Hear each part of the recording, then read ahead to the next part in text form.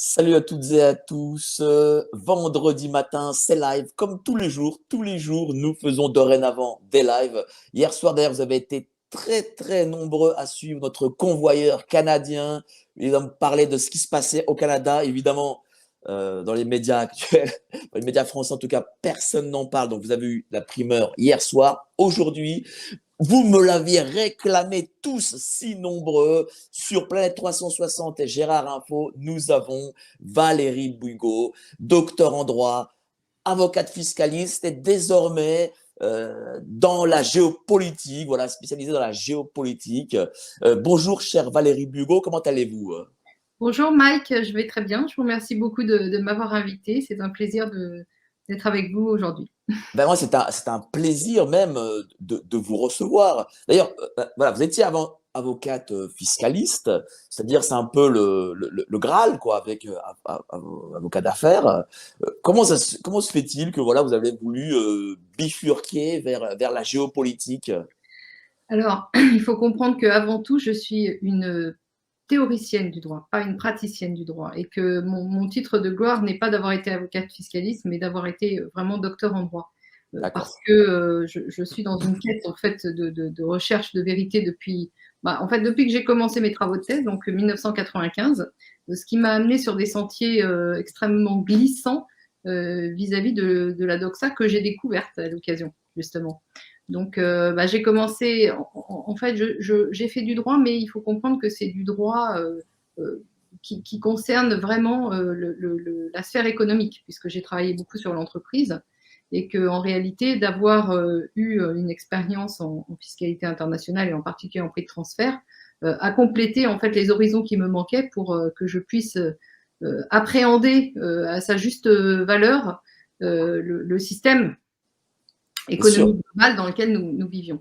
Et à partir du moment où j'ai compris tout ça, en réalité, je ne pouvais plus, je ne pouvais plus, ma position n'était plus tenable en tant que, en tant que praticienne, puisque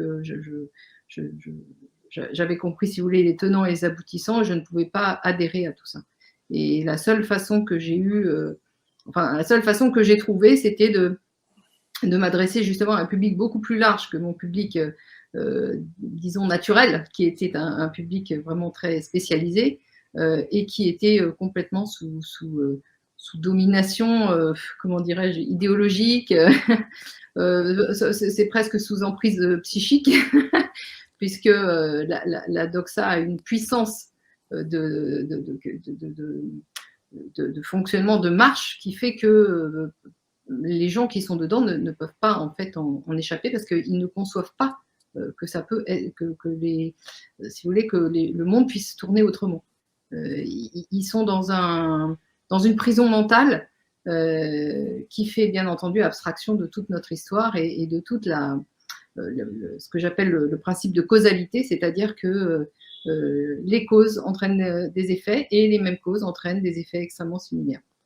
Et Donc, justement, moi, j'avais cette doxa, cette vision à 360, justement, pour vous, pour faire un petit clin d'œil, qui fait que, il y a un moment, on ne peut pas se taire. Enfin, je dirais que c'est la conscience personnelle qui est en jeu. Moi, je savais très bien qu'il n'y avait pas d'avenir possible dans ce monde. Il n'y avait pas d'avenir pour nos enfants. Et j'ai essayé de le clamer, mais ça fait 10 ans. Aujourd'hui, les gens sont un peu réceptifs, mais il y a 10 ans, croyez bien que on n'en était pas exactement là. ben, justement, est-ce qu'aujourd'hui, voilà, cette doxa, parce que la doxa, dont certains appellent le système, elle a le pouvoir financier, elle a le pouvoir médiatique, elle a le pouvoir aussi de la force, avec les forces de l'ordre, la police, les armées. Est-ce qu'elle est indestructible? Non, bien sûr que non.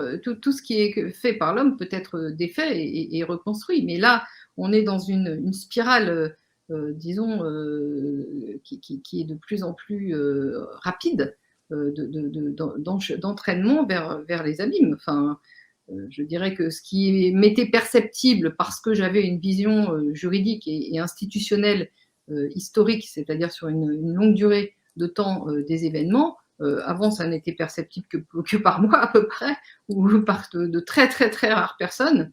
Aujourd'hui, ça devient visible pour tout le monde. C'est un peu, vous savez, l'histoire de la révélation. Et c'est ça qu'on est en train de vivre en réalité. On est en train de dévoiler le monde funeste dans lequel nous vivons depuis vraiment très longtemps et qu'on a laissé s'accomplir sous nos yeux sans réagir et sans même mentionner enfin, sans aucun état d'âme. Enfin, je veux dire, c'est fascinant à observer.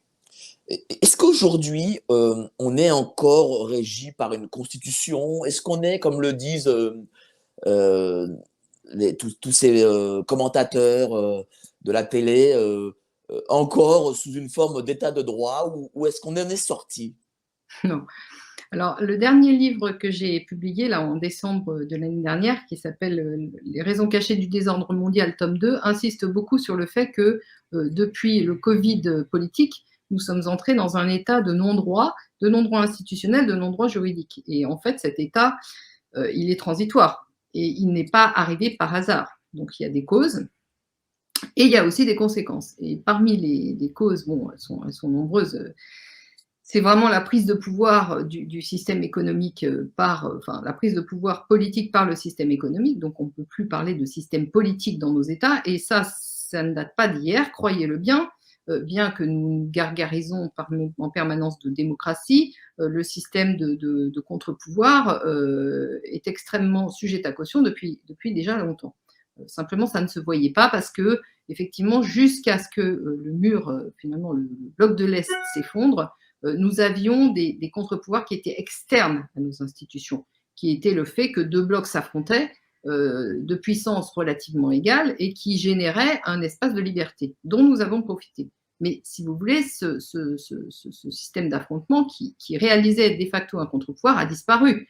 Et ça a mis en avant le fait que nos propres institutions étaient déficientes, ce qui existait déjà avant, mais qui ne se manifestait pas, ou en tout cas de façon beaucoup plus atténuée. Maintenant, excusez-moi, j'ai perdu un peu le fil de votre question. C'est-à-dire que, voilà, est-ce qu'on est encore en état de droit? Ah oui, alors c'est ça. Donc, et depuis le Covid, que c'est une séquence politique. Le Covid est une séquence politique et non pas une séquence sanitaire. L'aspect sanitaire est en fait le prétexte au développement politique. Et donc, depuis la première loi d'urgence sanitaire, donc, qui date du 23 mars 2020, nous sommes entrés dans un état de non-droit parce que tout ce qui a été mis en place se situe en dehors des prescriptions constitutionnelles et en dehors des situations qui sont régies qui continuent à être régies par des grands principes juridiques. Donc en fait, les grands principes juridiques, il n'y en a plus. La Constitution n'est pas du tout respectée, c'est-à-dire que nous sommes dans une situation constitutionnelle et donc de facto inconstitutionnelle, puisque quand vous vous situez dans des situations qui n'ont jamais été prévues par la Constitution, vous êtes en dehors du cadre. Et cet événement-là n'est pas anodin. C'est-à-dire que si les gens qui sont au pouvoir et qui avaient déjà tous les pouvoirs en main par le système déficient actuel décident de l'abandonner, c'est qu'il y a bien une raison.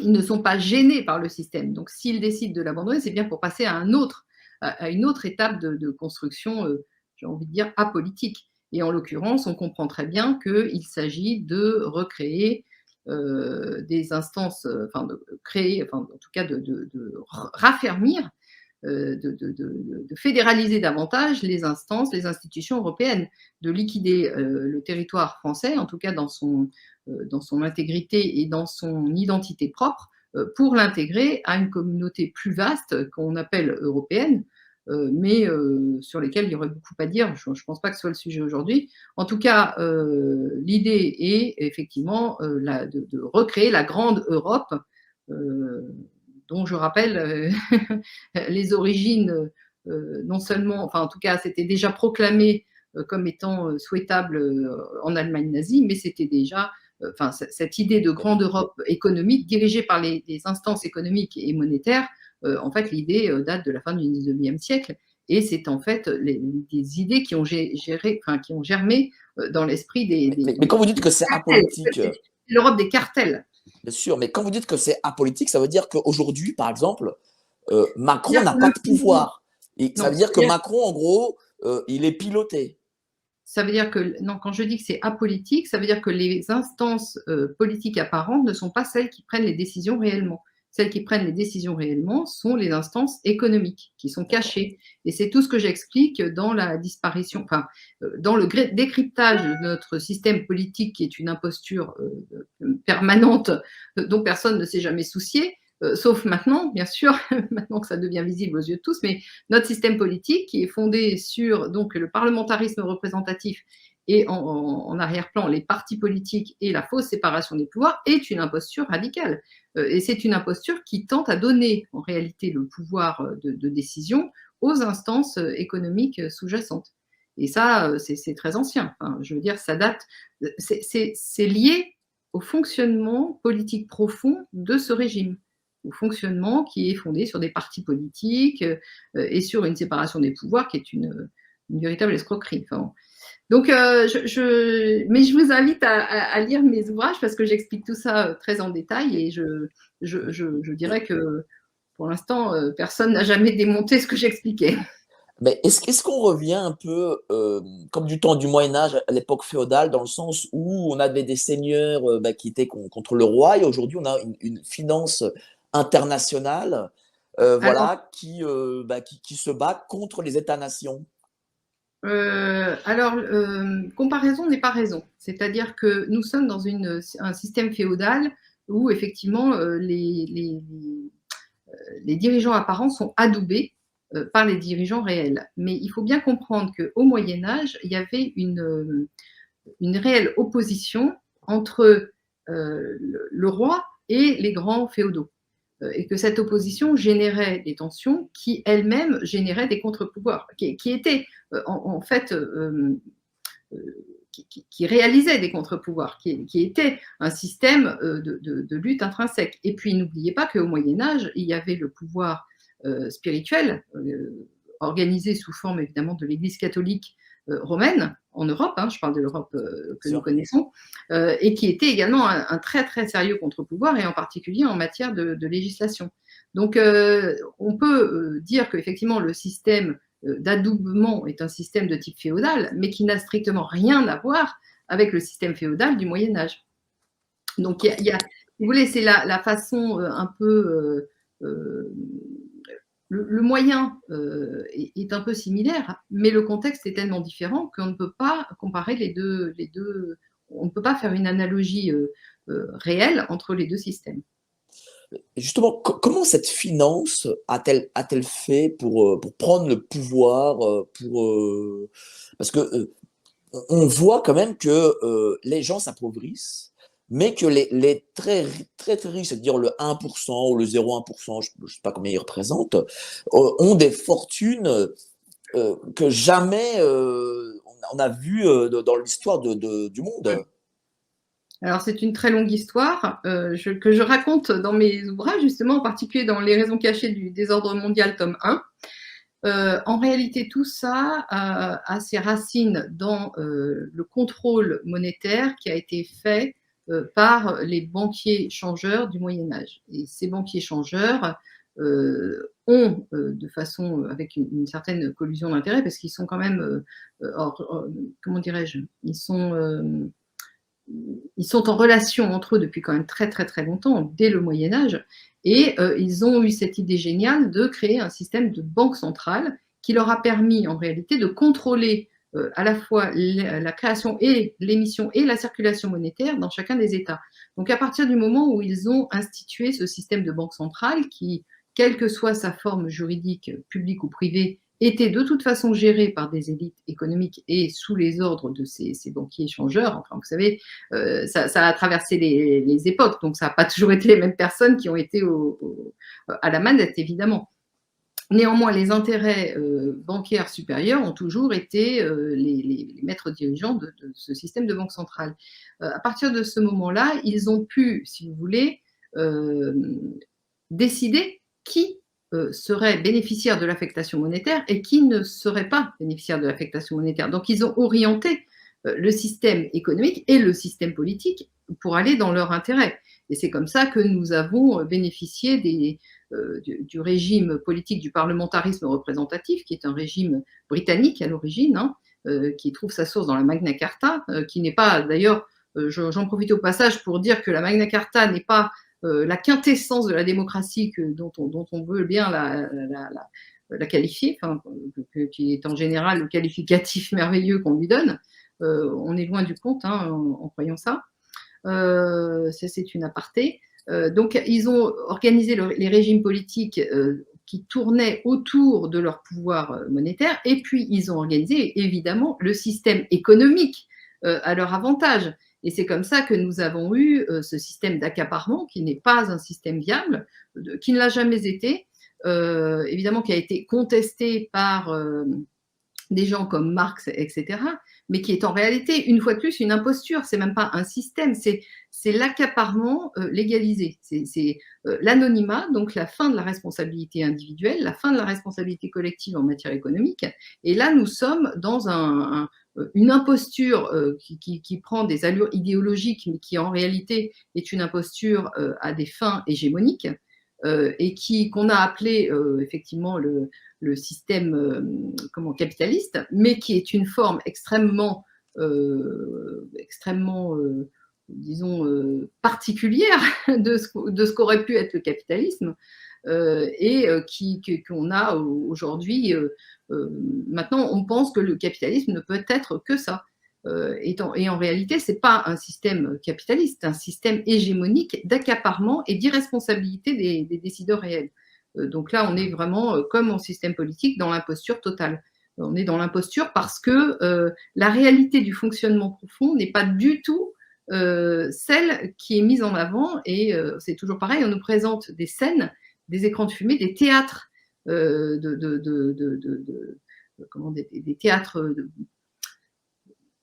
des théâtres sociaux, des théâtres politiques, des théâtres culturels, des théâtres idéologiques, qui n'ont strictement rien à voir avec la réalité sous-jacente des rapports de force. Donc, en fait, justement, on est dans un système d'accaparement, et vous savez que toutes les civilisations qui ont été connues sur cette terre ont lutté contre l'accaparement. À partir du moment où vous mettez l'accaparement, vous érigez l'accaparement en norme soi-disant légale, eh bien, vous assistez à la fin d'une civilisation. Justement, vous mettez le doigt sur quelque chose de très important, parce que vous avez parlé de parlementarisme anglais. C'est vrai qu'en France, on a eu surtout le pouvoir absolu. D'ailleurs, le parlementarisme, c'est peut-être ça qui a fait tomber la monarchie. On parlait aussi du capitalisme, parce qu'on est régi sur le capitalisme anglo-saxon aujourd'hui. Est-ce que justement, il n'y a pas une vision en Occident, protestante, contre une vision catholique qui s'affronte?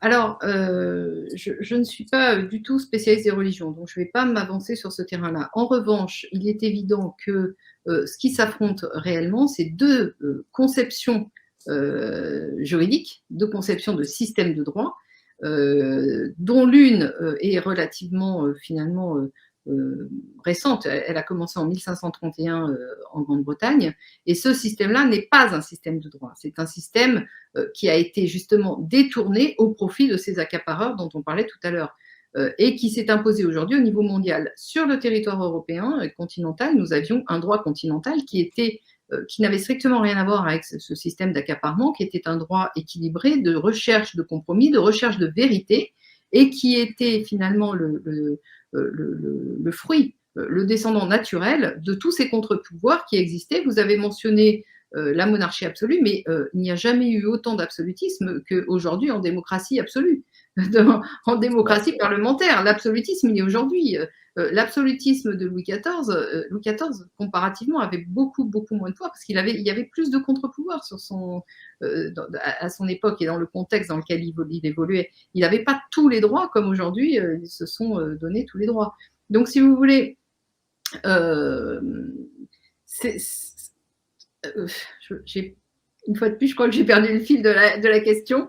Voilà, je mettais en avant, c'est-à-dire en gros, le monde, la vision anglo-saxonne, anglaise, américaine, contre un peu la vision française, on va dire. Oui, la vision continentale, c'est continentale, voilà. la vision du droit continental, c'était un droit d'équilibre parce qu'il y avait des forces très puissantes qui s'opposaient et qui luttaient les unes contre les autres et donc qui s'auto-limitaient, qui se limitaient. Donc ça a permis en fait l'émergence, ça a permis réellement l'émergence de la démocratie, ça a permis l'émergence de ce que nous avons appelé la civilisation européenne et c'était un droit qui s'est développé dans un contexte difficile. Mais c'est comme ça que, en fait, on se réalise dans la difficulté. Alors que ce qui s'est passé en Angleterre à partir de 1531 et qui a été potentialisé de façon formidable à partir du développement des volontés impériales de Cromwell, c'est un système d'accaparement au profit des intérêts privés des fournisseurs de capitaux, de monnaie en premier lieu, et qui ont créé un développement économique que j'appelle le modèle hollando-britannique, mais si vous voulez, le premier pas vers ce modèle-là, ça a été le développement des compagnies des Indes, où vous aviez la puissance publique et les capitaux privés, enfin les capitaux de l'État, c'est-à-dire des habitants de l'État en question, qui étaient mis au service des intérêts privés de ceux qui fournissaient les bateaux et qui armaient les bateaux et qui finançaient les traversées. Donc, ils ont toujours utilisé, si vous voulez, la puissance publique pour la détourner à leur profit privé. Et ça, c'est ce modèle-là dans lequel nous vivons aujourd'hui et qui est devenu international, qui est devenu le modèle mondial, le modèle international. Donc, aujourd'hui, il ne s'agit pour eux que de passer à la phase officielle, à l'officialisation de ce pouvoir qu'ils ont acquis et qui, de facto, existe depuis au moins... je dirais que l'accélérateur ultime, ça a été l'OMC. Effectivement, on en revient toujours à l'effondrement du bloc de l'Est où le contre-pouvoir disparaît et donc c'est open bar, c'est libre accès aux renards dans le poulailler. On libère les énergies, si vous voulez, les énergies des multinationales et des banquiers. Mais est-ce que, là, on va avoir en avril des présidentielles, est-ce que ces élections servent à quelque chose? Est-ce que ces élections peuvent changer quelque chose à terme? Alors, je suis très iconoclaste et je vais vous répondre dans ce sens-là, c'est que pour moi, c'est un non-sujet. Enfin, je dirais que, étant donné que c'est une scène politique qui n'a aucun pouvoir réel et que le pouvoir réel réside dans la scène économique, qui est cachée encore, plus pour très longtemps, mais enfin, ça commence à se dévoiler, mais bon, c'est encore relativement derrière les rideaux. Ça n'a strictement aucun intérêt. Enfin, c'est un non-sujet. C'est une façon de détourner l'attention publique des réalités des rapports de force en présence. C'est une façon d'occuper les esprits et de faire finalement du show business, du divertissement. Pour nous laisser dans cette fumée d'illusions qui est la démocratie, le pouvoir politique qui a disparu depuis fort longtemps. Voilà, donc tout ça, on est vraiment dans l'imposture globale. Mais imaginons... Quel que soit, du reste, je pense que quelle que soit l'issue de ces élections, si elles ont lieu, parce que ce n'est pas encore gagné définitivement à mon avis, ça ne changera absolument rien à la situation interne et externe du monde actuellement et des Français. Mais si on a un candidat, par exemple, qui est de bonne foi, voilà, imaginons on a des candidats de bonne foi, qui est élu, il ne pourra pas faire sans justement cette finance internationale. C'est-à-dire que s'il veut faire contre, il sera attaqué et peut-être ruiné, on ruinera le pays, quoi. De changer le système de l'intérieur. Parce que, écoutez, si ça avait existé, cette possibilité, ça ferait longtemps qu'elle aurait été mise en œuvre. C'est impossible de changer le système de l'intérieur. Il faut changer les règles du jeu. On ne gagne pas une guerre en utilisant le terrain déterminé par l'ennemi, les armes de l'ennemi et l'agenda déterminé par l'ennemi. Ça n'existe pas, c'est juste une illusion. Enfin, c'est aberrant de croire ça. Donc là, ce système-là a été mis en place pour et par nos adversaires. Est-ce que vous croyez réellement qu'un quelconque candidat avec la meilleure volonté qu'il puisse avoir pourra changer ça? Non. Non, mais moi, je vous pose la question parce que les gens y croient. Il ne faut pas changer les personnes. les personnes sont interchangeables à l'infini. Moi, je Dans le pense que vous avez, moi, système je pense que vous avez actuel, tout à fait raison. Moi, je veux dire, je pense que vous avez tout à fait raison. Mais pourquoi je vous pose aussi cette question? C'est parce que parmi là, les 1735 personnes qui nous regardent, j'imagine que beaucoup croient justement en la politique et beaucoup croient que une nouvelle personnalité qui remplacerait Monsieur Macron pourrait faire changer des choses. Et donc, je pense qu'il faut leur confirmer que, en fait, c'est un miroir aux alouettes. c'est un miroir aux alouettes parce que la personne qui sera élue évoluera dans un système qu'elle ne maîtrise pas et qu'elle ne peut pas structurellement maîtriser. Donc, quelle que soit sa bonne volonté, elle ne pourra rien. Elle sera neutralisée. Donc, je m'excuse. Enfin, peut-être que je me trompe, hein, mais moi, je reste sur mes positions. Je dirais que c'est des positions de logique et d'intégrité par rapport au décryptage du système tel qu'il est réellement. Je dirais toujours, j'estime que tout ça, c'est du cirque apolitique et que ça ne débouchera sur aucun changement réel. C'est impossible, impossible, structurellement impossible en fait. Est-ce que on arrive là à l'époque du grand rêve de Jacques Attali qui se réaliserait vers ce gouvernement mondial? Oui, alors le gouvernement mondial officieux existe depuis fort longtemps, hein, mais officiellement, maintenant, il s'agit pour eux de devenir officiel, c'est ce que je répète. Donc effectivement, c'est ce grand pas vers l'inconnu qu'ils veulent nous faire franchir et qui s'accompagne, ne l'oubliez pas, d'une dépopulation massive. Ils ne se cachent pas de leurs ambitions de dépopulation parce que, effectivement, contrôler 7 ou 8 milliards d'individus, c'est beaucoup plus compliqué que d'en contrôler 500 millions ou 1 milliard. D'ailleurs, je donne le chiffre de 500 millions parce que c'est celui qu'eux-mêmes ont, ont, indiqué sur les Georgia Guidestones. Donc, vous imaginez, pour passer du nombre où on est aujourd'hui à 500 millions, bah, va falloir y aller. Hein. Les virus, les guerres et compagnie, il va falloir tout cumuler. Hein. Donc là, je dirais que nous sommes dans une situation extrêmement fragile, extrêmement, et pas seulement au niveau français, mais aussi au niveau européen et international. Nous sommes au bord, vraiment au bord de l'abîme. Et c'est un abîme. Vous savez, ces gens-là, leur méthode de contrôle, et ça c'est éternel, c'est diviser pour mieux régner. Alors, ils divisent tout le monde en communauté, ils divisent même aujourd'hui l'individu contre lui-même avec cette théorie du genre, etc. Donc, en réalité, ils ont atomisé non seulement la vie collective, mais également la vie privée en liquidant les familles par des moyens très très brillants d'ailleurs. Hein. Je dois dire qu'ils ont utilisé des techniques qui sont remarquables. Et franchement, aujourd'hui, si nous ne refaisons pas société, si nous ne sommes pas capables de nous réunir à nouveau en identifiant quand même cet ennemi qui est sournois, anonyme et très très très néfaste, il n'y a aucune solution il n'y a aucune possibilité pour que nous survivions à titre collectif et à titre individuel. Donc aujourd'hui, le sujet, c'est vraiment de nous réunir pour ne pas mourir. C'est vraiment le sujet. Et c'est la raison pour laquelle j'ai créé cette réforme des institutions que vous pouvez aller voir sur mon site révoludroit.fr et qui propose une réorganisation de la société en partant, en redonnant finalement aux habitants d'un territoire les moyens de se gouverner, c'est-à-dire en rendant en rendant ces lettres de noblesse à ce qu'on appelle la politique, qui est l'organisation de la vie de la cité. On ne peut pas faire l'organisation de la vie de la cité sans les gens qui habitent la cité, vous comprenez bien. Et là, c'est la situation dans laquelle on est, c'est que, en fait, l'organisation de la vie de la cité se fait sans les gens qui vivent dans la cité. Donc, je dirais qu'il est tout à fait impératif de comprendre cela. Et que si on ne comprend pas cela, il n'y a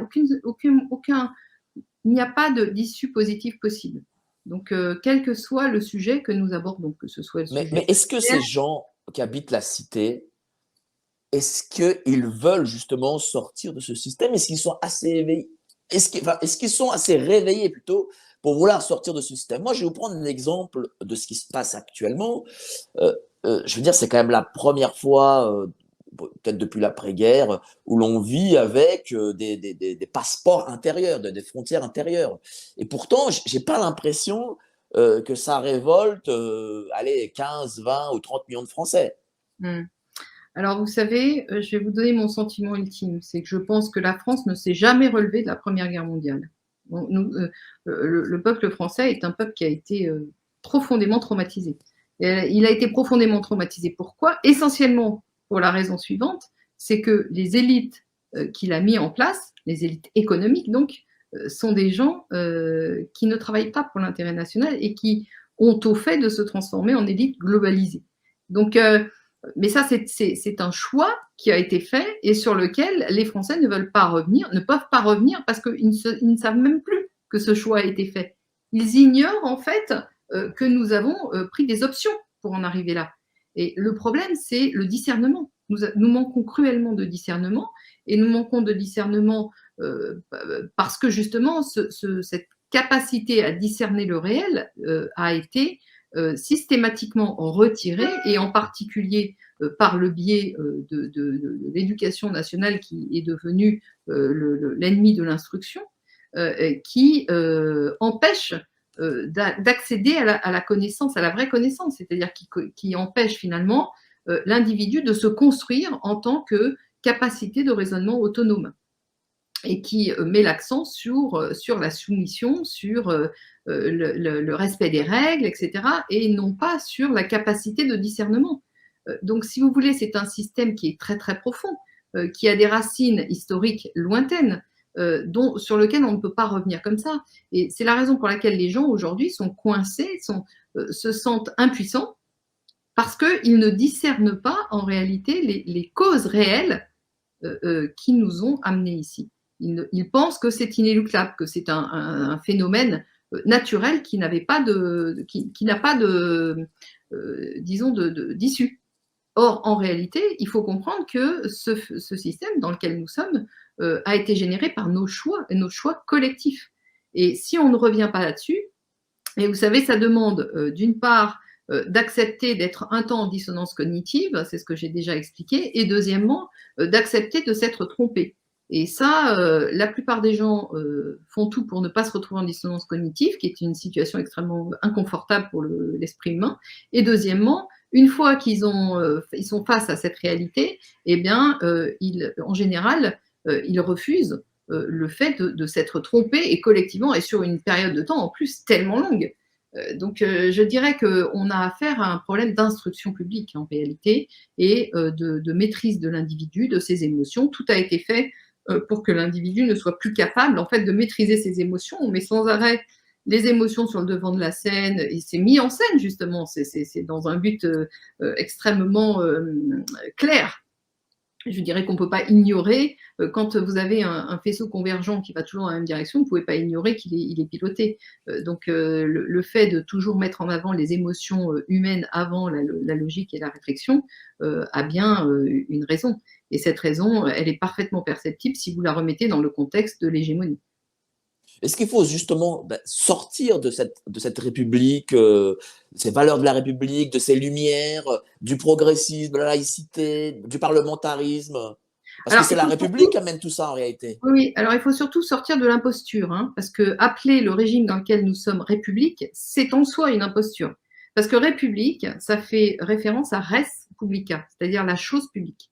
Or, le système profond, les rapports de force profonds qui sont mis en œuvre par notre système politique, c'est n'a rien à voir, mais strictement rien avec la chose publique, mais tout avec la chose privée. Donc, à partir du moment où vous avez un système fondé sur le parlementarisme représentatif et les partis politiques, l'existence d'une banque centrale et une fausse séparation des pouvoirs, la République n'a rien à voir là-dedans. Mais rien. Donc, il faut cesser d'appeler ça République. C'est déjà le premier discernement qu'il est important d'avoir. Parce que vous savez, quand vous mettez les mauvais termes sur les réalités, vous vous empêchez de raisonner et de réagir, de pouvoir réagir. Vous vous empêchez d'avoir des armes. Une fois que vous avez dit République, ça y est, c'est le sésame, mais vous ne pouvez plus toucher à rien. Mais on n'est pas en République, il faut arrêter de dire ça. Ou alors les termes n'ont plus de sens. Nous n'avons rien à voir, notre régime politique n'a rien à voir avec la res publica. Donc appeler ça République, c'est une imposture, peut-être la première de toutes. Alors, sous quel régime c'est-à-dire une sorte de régime globaliste, c'est ça, plutôt? Ah bah non, nous sommes dans une plutocratie, D'accord. disons qui se cache, derrière, le théâtre, derrière du théâtre, derrière le show business. Enfin des on est en régime plutocratique de façon, Heu, certaine. alors, en vous écoutant, et je suis tout à fait d'accord avec ce que vous dites, voilà, ils ont détruit, les on va dire les États-nations de façon institutionnelle. Ça, c'est la première Insidieuse, partie. Pardon? insidieuse. Ils ont Insidieuse, insidieusement. bien Mmh. sûr. Est-ce que la 2e partie, ne serait-ce que pour l'économique, c'est ce fameux grand reset?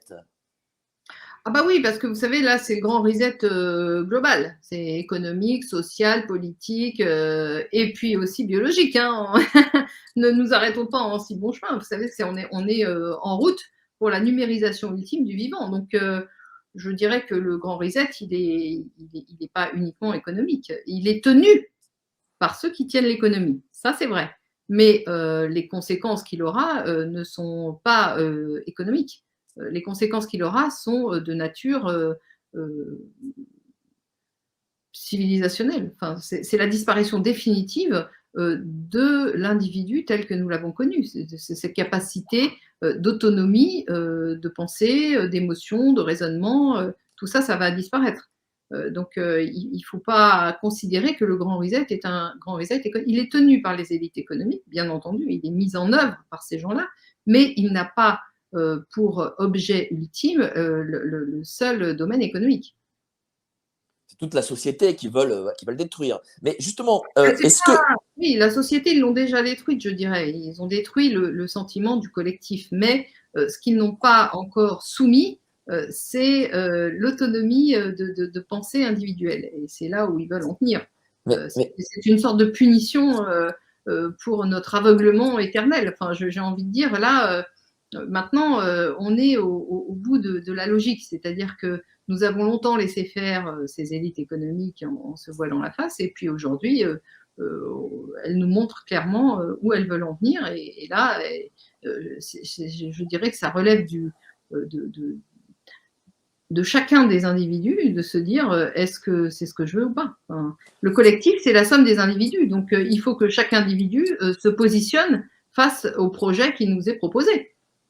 bien sûr. Alors, on nous parle beaucoup, les politiques nous parlent beaucoup de la dette faramineuse. Est-ce que justement, cette dette, elle n'est pas sciemment organisée, cette planche à billets, elle n'est pas sciemment organisée, parce que là, je Bien pense lié entendu. aussi Mais bien pour entendu. ce grand reset, justement, Non, pour évidemment. l'accélérer, pour tout accélérer tout cet état de fait. Oui, oui, bien sûr, la décomposition économique passe par la décomposition, effectivement, par la soumission par la dette. C'est une des armes qu'ils ont développées depuis fort longtemps, mais là, qui est en train de se manifester à son stade ultime, qui est en train de manger ses propres, disons, ceux qui ont été mis en avant pour la générer. Donc, moi, je parle des pays occidentaux parce que nous avons été évidemment montrés du doigt pour avoir fait ça chez les autres et maintenant ça se passe chez nous. Ce qui nous montre la chose suivante, c'est que le chez nous n'est pas celui qu'on croyait. C'est-à-dire qu'il apparaît de façon évidente que ceux qui ont tenu nos régimes n'étaient pas les citoyens, mais étaient effectivement cette élite économique prédatrice. Et maintenant, ça se retourne en boomerang contre nous. Et je dirais que c'est presque une juste rétribution de notre couardise séculaire, pour ne pas dire centenaire, pluricentenaire. Donc, bien entendu, tous ces développements, il y a des étapes, il y a eu plein d'événements. Et puis, n'oubliez pas que un des premiers décrets révolutionnaires, je parle de 1789, a été de libéraliser l'usure, de rendre possible l'usure. Donc, vous voyez, les racines sont très lointaines. Et effectivement, la dette est un élément tout à fait essentiel de cette soumission volontaire dans laquelle, enfin, je dis volontaire, mais c'est entre guillemets, parce qu'effectivement, on ne peut pas considérer que ce soit volontaire tant que ce n'est pas consciemment perçu. Néanmoins, il faut quand même percevoir la chose suivante, c'est qu'aux États-Unis d'Amérique, le Delaware, qui a été le dernier État esclavagiste, n'a renoncé à l'esclavagisme que pour devenir un paradis fiscal. Donc il faut bien considérer la globalité, le contexte dans lequel cette histoire de dette s'inscrit, c'est-à-dire qu'elle ne s'inscrit pas toute seule comme ça par une dette qui serait arrivée de nulle part, mais dans toute la création d'un système économique et d'un système financier qui s'est mondialisé et qui a été mis en œuvre par ceux qui détiennent effectivement le cordon de la bourse, hein, c'est-à-dire les grands argentiers de cette planète, c'est-à-dire les grands banquiers internationaux coalisés de très longue date. Oui, parce qu'on voit que ces dettes deviennent de plus en plus faramineuses depuis 2008 et la crise des subprimes, où il y a eu création monétaire et cette création monétaire ne s'est jamais arrêtée en fait. Oui, bah parce que vous savez, comment dirais-je, c'est un moyen efficace de détruire le système que eux-mêmes ont construit pour aller vers autre chose. Mais si vous voulez, tout ça, c'est lié aussi au développement de la monnaie internationale, de la chute du dollar en tant que monnaie internationale. Bon, il y a des développements techniques que nous ne devrions pas oublier, mais qui seraient peut-être un peu fastidieux de mentionner là. Et qu'il vaut mieux lire parce que c'est un enchaînement qui est implacable. En réalité, il faut comprendre que ceux qui détiennent les cordons de la bourse font et défont les villes, les États et les empires au gré de leur agenda, c'est-à-dire pour avancer dans leur programme ultime de domination mondiale. Aujourd'hui, ces gens-là ont très souvent financé les deux parties d'une guerre parce que dans les guerres, ce qui les intéresse, c'est pas le gagnant. D'ailleurs, en général, depuis en tout cas les guerres mondiales que nous avons connues, ça a toujours été des vainqueurs à la Pyrrhus, c'est-à-dire qu'on a payé cher le fait d'être vainqueur. Donc en réalité, il faut considérer les choses autrement que la façon traditionnelle de considérer la géopolitique. Il faut vraiment considérer l'hégémonie financière, qui est une hégémonie globale. Elle a pour origine la finance, mais pour conséquence une hégémonie sur tous les systèmes, y compris les systèmes d'armes, et toutes les, si vous voulez, tous les champs d'activité humaine. Et je crois que là, on comprendra un peu mieux ce qui se passe. Est-ce que les GAFA, par exemple, qui sont quand même des surétats, si je puis dire, parce qu'elles peuvent permettre même de censurer le président des États-Unis en place, est-ce que voilà, ces GAFA, ce sont ces nouvelles puissances qui mettent la main mise sur les nations, qui sont au-dessus des nations? Bah, bien sûr, c'est le règne des multinationales et des banques, mais il faut bien comprendre la chose suivante, c'est que ces GAFAM, n'ont été Oui, GAFAM, créés pardon. que parce que les États les ont autorisés, n'est-ce pas? Vous comprenez bien que si les États avaient mis un veto sur le développement de telles puissances économiques, ça ne se serait pas produit. C'est la raison pour laquelle je dis on ne peut pas lutter contre eux si on ne change pas les règles du jeu. Quand je parle et que je milite pour imposer le système de la participation, mais en tant que système de droit commun, c'est-à-dire qu'il n'y aura plus toutes ces formes juridiques qu'on connaît aujourd'hui, c'est bien pour se donner les moyens de lutter contre tout ça. Ce sont des aberrations sociales, ces grandes puissances économiques. Elles n'ont été possibles d'ailleurs que parce que la puissance politique a été soumise au pouvoir de l'argent et au pouvoir monétaire. Elle n'aurait pas pu se développer dans un contexte où la politique existait réellement, où le pouvoir politique avait encore les manettes étaient encore aux commandes. Vous comprenez bien que ça fait partie d'un ensemble de choses, ça fait partie d'un développement du contexte global qui a été mis en œuvre par ces puissances financières, par ces grands banquiers. Que les États et en fait la puissance politique n'a plus rien à voir. Enfin, disons, c'est un constat de sa disparition que nous devrions faire au lieu de croire qu'ils existent encore. C'est-à-dire qu'on ne peut plus rien faire contre eux. Il faut juste, en fait, la réalité. On peut faire contre eux, mais à condition de refaire société, de réinstaurer un pouvoir politique. C'est-à-dire c'est les peuples qui doivent se lever, quoi. Bah, écoutez, il n'y a que qui ont la solution. Il n'y a que les peuples qui ont la solution. Il n'y a que les peuples qui ont la solution, mais attendez, cette solution, il va falloir la trouver rapidement parce qu'il s'agit quand même de puissances aujourd'hui qui ne sont pas que des puissances financières, mais qui sont des puissances technologiques qui sont capables de nous soumettre mentalement, individuellement. Donc, le problème, c'est que si nous basculons dans le système numérique qu'ils veulent nous imposer, on n'aura plus aucun moyen de s'opposer à eux. on peut encore s'opposer à eux tant que nous sommes encore dans ce pseudo-système économique où nous pourrions récupérer des marges de manœuvre. Mais à partir du moment où nous aurons basculé dans le système technocratique du totalitarisme technique dans lequel ils veulent nous inscrire, c'est-à-dire la numérisation du vivant définitive, ça sera terminé. Il n'y aura plus de possibilité pour nous de s'y opposer. Donc je dirais que maintenant on est à minuit moins 30 secondes. C'est pas moins une, c'est moins 30 secondes. Donc si on veut s'y opposer, on a encore quelques moyens de le faire, mais c'est aujourd'hui ou c'est jamais. très vite.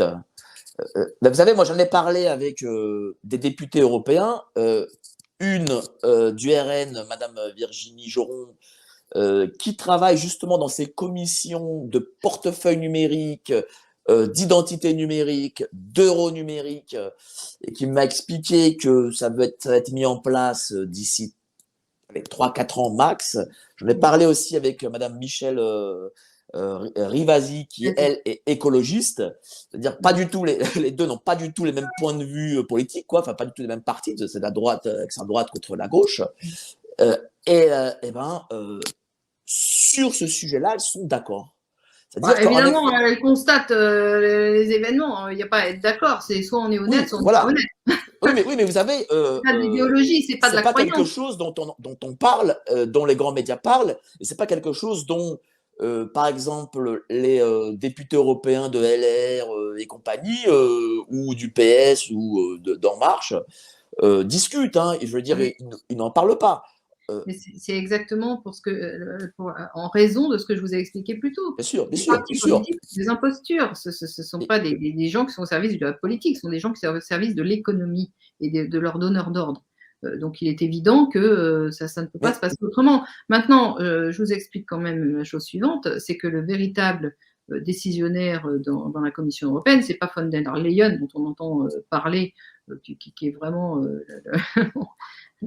la mousse, enfin disons la partie très émergée de l'iceberg, mais c'est réellement Thierry Breton qui est en charge du numérique. Et c'est lui qui, en sous-main, pendant qu'on parle de l'autre, travaille tranquillement sans qu'on s'occupe de lui. C'est toujours, vous savez, la prestidigitation, le côté mettre en avant des écrans de fumée pour pouvoir avancer sérieusement de notre côté sans être gêné. Je vous rappelle quand même que Thierry Breton a été mis en place par les dirigeants français, les pseudo-dirigeants français. Donc il est encore une imposture de dire que l'Union européenne nous impose des choses. Non, c'est nous qui avons créé tout ça, c'est nous qui imposons en utilisant le levier, le bras armé de l'Union européenne pour faire passer même des choses qui ne seraient peut-être pas passées, ou en tout cas un peu moins facilement chez nous. Mais justement, est-ce que... Écoutez, on est dans l'imposture universelle. Je ne sais même plus comment tourner les choses pour me faire comprendre. Je suis tout à fait sidérée de considérer que la réalité du problème politique est si peu et si méconnue, si peu connue. Mais moi, je vais vous raconter une anecdote. C'est totalement aberrant. C'est quelque chose qui m'échappe. Je vais vous raconter une anecdote. Il se trouve que je suis ancien attaché parlementaire. Je l'ai été à l'Assemblée et au Sénat, j'ai fait quasiment 10 ans. Mais surtout au Sénat, pour le coup. Parce que le Sénat, vous savez, qu'ils sont élus par les élus. Donc, on avait aussi j'avais aussi un travail de représentation auprès des élus. Et donc, lorsque je faisais parfois des visites du Sénat aux élus, hein, ceux-ci ne connaissaient pas le fonctionnement du Sénat. Je ne suis pas surprise. Voilà, et je parle de maires, de conseillers municipaux, de conseillers départementaux, etc. Ils ne connaissaient pas le fonctionnement du Sénat. Alors imaginez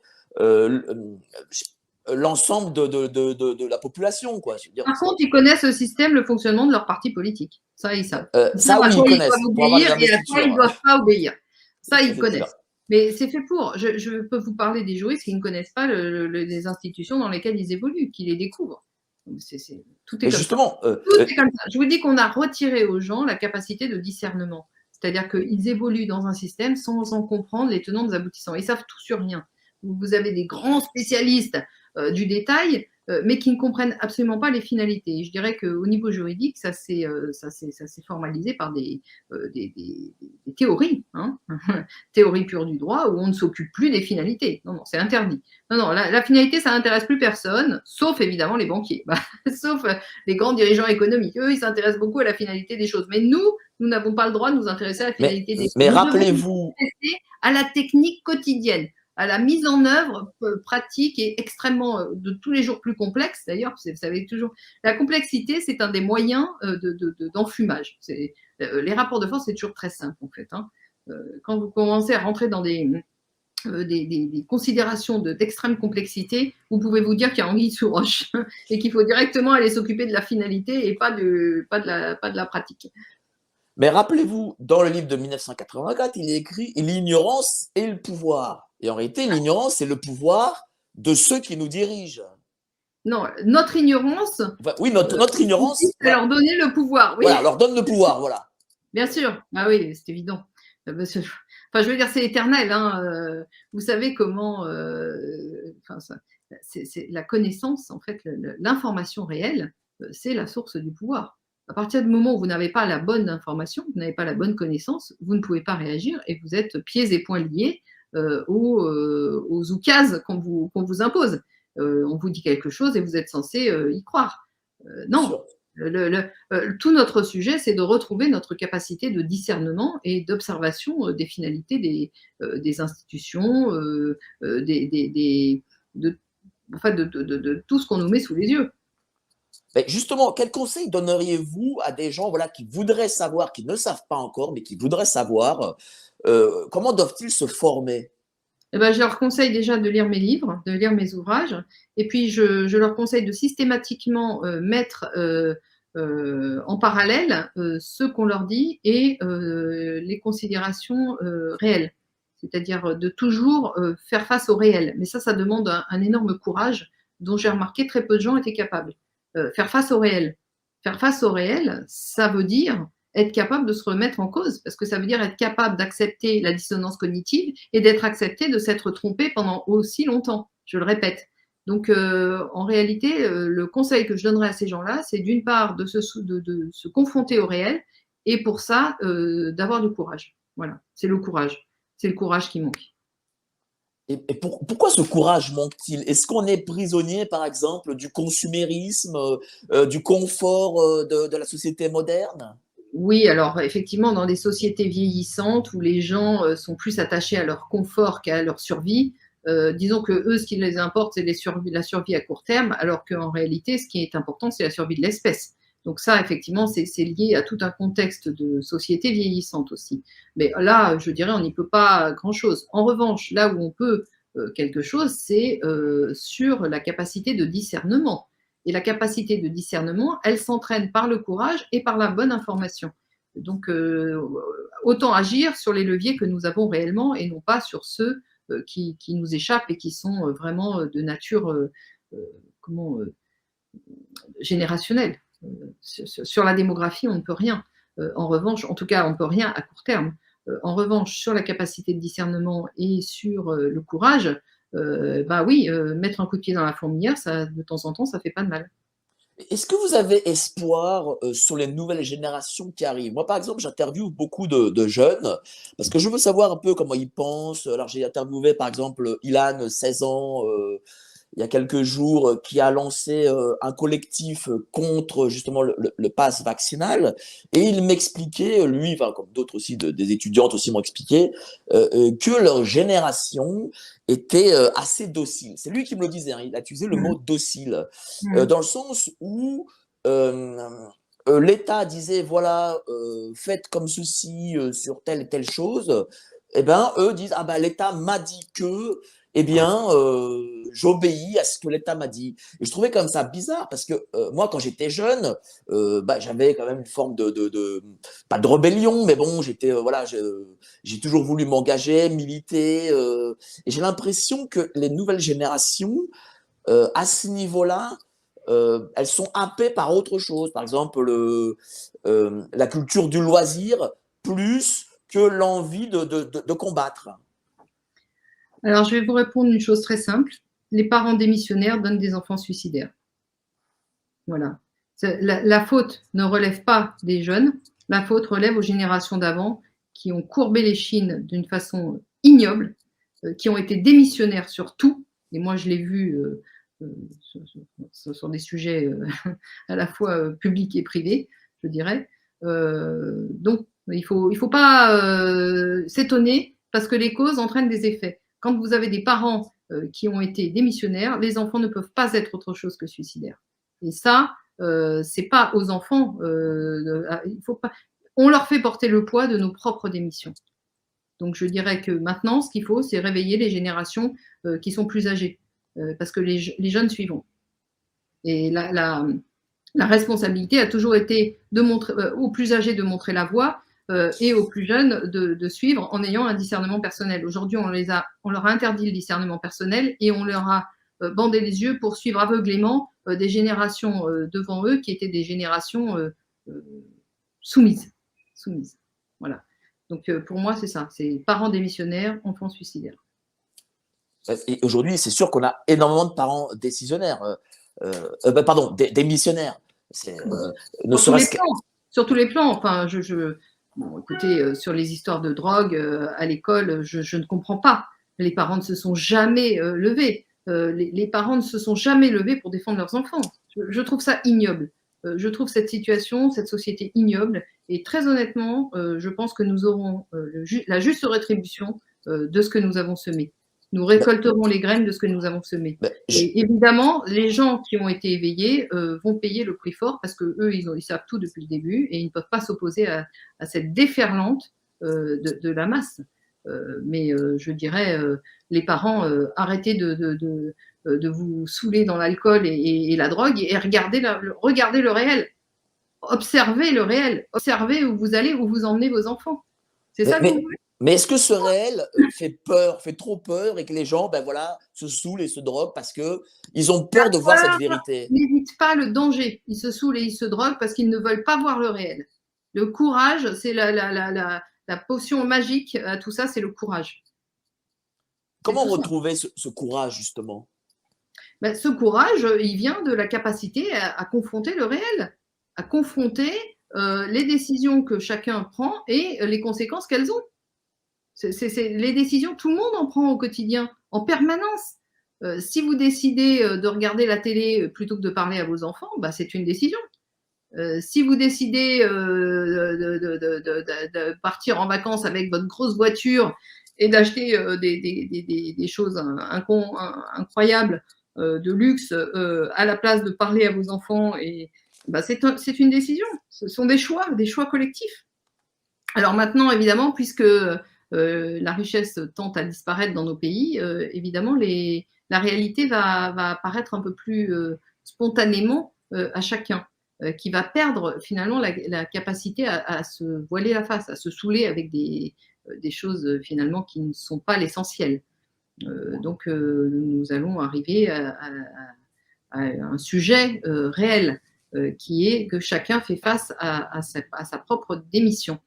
Mais je dirais que l'important maintenant, c'est une course de vitesse. L'important, c'est est-ce que cette prise de conscience et ce mea culpa, parce que c'est ça en fait, hein, c'est demander pardon, parce que les parents doivent demander pardon à leurs enfants. La réalité, elle est là. Les générations du dessus doivent demander pardon aux générations du dessous. Et ça se répercute sur plusieurs générations. D'accord ? Donc, est-ce que ça se fera suffisamment tôt pour éviter le désastre ultime, c'est-à-dire la disparition. Et ça passe par tout un tas de sujets, mais tous les moyens seront bons. Mais est-ce que ce déclic, moi je pense que le déclic ne peut être qu'économique, dans le sens où on a par exemple des chiffres de l'inflation, par exemple en Amérique, qui sont de 7 ou 8% sur le mois de novembre. Est-ce que cette inflation qu'on nous promet ici en France et en Europe peut être une forme de déclic? Non, mais ce qui va être une forme de déclic, c'est l'appauvrissement. L'appauvrissement, ça va passer par l'inflation, ça va passer par la dette, ça va passer par tout un tas de choses. D'accord ? Alors, effectivement, les leviers sont encore politiques. C'est ce que je disais tout à l'heure. On a encore quelques possibilités, encore économiques, pardon, on a encore quelques possibilités de récupérer ces leviers-là en retrouvant notre force politique pour anéantir ce système économique. Mais je le disais et je le répète, la marge de manœuvre que nous avons est très étroite et elle est surtout bornée dans le temps. Donc, il ne s'agit pas de se réveiller dans 10 ans, ça sera beaucoup trop tard. Donc, soit on récupère la question politique et donc l'organisation économique du monde avant qu'il ne soit trop tard, soit c'est fini. Écoutez, je ne sais pas. Moi, je ne suis pas dans les plans divins pour savoir ce qui va se passer dans les 10 prochaines années. Les choses, moi, je fais ce que je peux à mon niveau. J'essaye de faire comprendre aux gens que là, maintenant, la rigolade, ça doit finir. Mais après, ça ne dépend plus de moi et peut-être plus de personnes individuellement, ou plutôt aussi, ça dépend du cumul des volontés individuelles. Alors, je vais vous poser la dernière question, parce que ça fait plus d'une heure que nous sommes ensemble. Est-ce que vous avez quand même encore espoir dans ces peuples et dans le peuple français, dans cette âme, dans cette flamme française qui doit être en chacun de nous? Oui, alors oui et non. C'est-à-dire que en fait, je suis entre deux. Je suis un peu comme saint Thomas. Je crois que ce que je vois, pour l'instant, ce que je vois n'est pas réjouissant. Mais néanmoins, il y a une âme au peuple. Les peuples ont une âme, ça j'en suis convaincue, tout à fait convaincue.